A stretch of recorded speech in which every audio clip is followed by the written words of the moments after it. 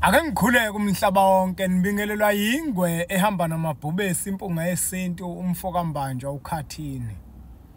Uyazi ukuthi uma wake wanento enhlizweni yakho ethi kuzofanele uhambe uyekini uyokwenza umsebenzi wenzela abantu abadala, mhlawumbe uyokwenza isithebe, mhlawumbe uyokwenza noma ngabe yini egcekeni lomuzi wakini kodwa ethinta abantu abadala. Maqede wangayenza.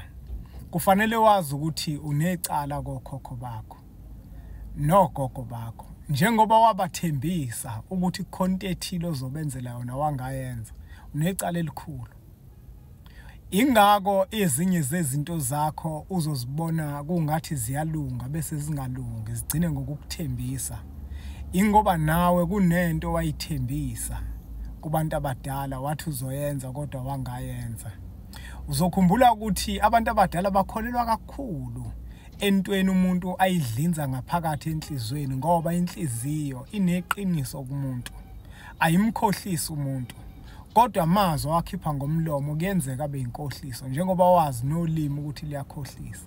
Kodwa konke okuhlela ngenhliziyo yakho ikona abantu abadala abakuthathayo. Ingako futhi nomuntu oshisa impepho bengathathi kakhulu amazwi awakhipha ngomlomo, bethatha lokho kusenhlizweni, ngoba inhliziyo iyona kuphela engancithezi. Uma kuwukuthi kwakhona enhlizweni yakho ukuthi kini khonto ofuna ukuyenza, kubalekile ukuthi uma ungazange uzuyenze ucela ushwele kokhokho bakho ukuthi wena wathembisa into ongeke uzuyenza.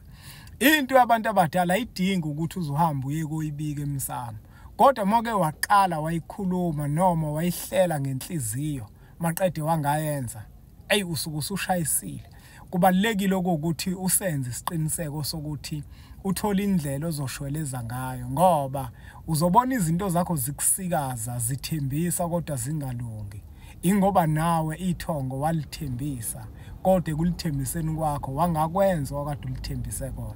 Ukuze ke sibe bahle bafowethu emisamo yasemakithi, kubalekile ukuthi izinto sizenze nje zingakakhaleleki, masikuhlela ngenhliziyo bese sikwazi ukuthi sikufeze.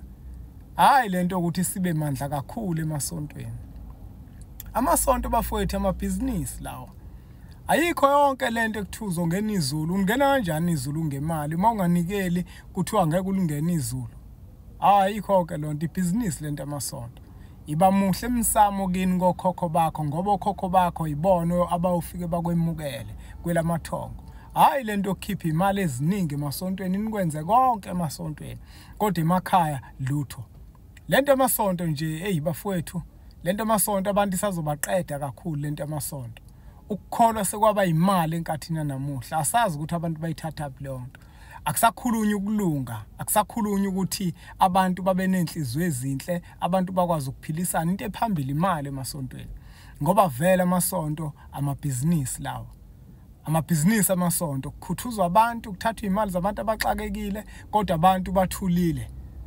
Abakuphumeli obala ngamasonto ukuthi amasonto axhaphaza abantu, kuthathwa imali zabantu, bafunda amavesi ukuthi angazi ubani wanikela ngako konke awayenako. Ubutsotsi bonke leyo nto leyo. Kulungile ke bafowethu, sinakekele imisamo yethu, singathembisi izinto bese singazifezi.